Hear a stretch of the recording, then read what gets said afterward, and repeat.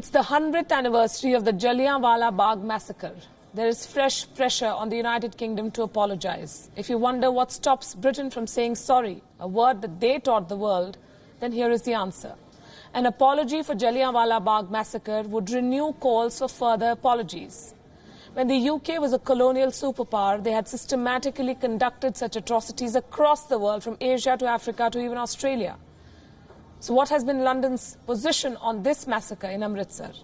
During her visit to India in 1997, Queen Elizabeth said, and I quote, "History cannot be rewritten. However much we might sometimes wish otherwise, it has its moments of sadness as well as gladness. We must learn from the sadness and build on the gladness." Very well, sadness and gladness apart, what India has been demanding for 72 years is something very simple, an apology. Shouldn't be too hard. Today, there will be a debate on this massacre in the Westminster Hall. Foreign Office Minister Mark Field is expected to repeat London's regret for the massacre. 2 months ago, Theresa May's government said that it was quote-unquote reflecting on demands from India for a formal apology. David Cameron, former Prime Minister of the UK, has been the most forthcoming on this issue so far. In 2013, he called the massacre as a deeply shameful event. That's as close as they came to saying sorry. The UK has so far been hiding behind Winston Churchill's statement.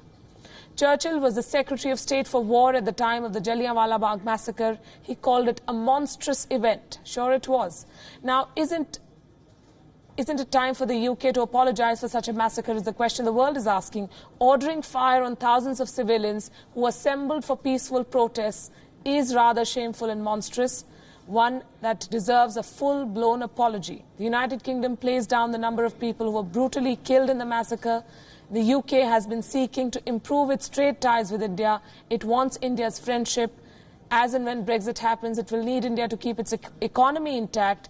India here is not seeking apologies for all the excesses committed by the UK in the colonial era, and Jallianwala Bagh is not any other incident. Ties with the United Kingdom will always remain rocky until Britain gives a full-blown apology. In fact, it's about time they face the realities of their imperialistic past.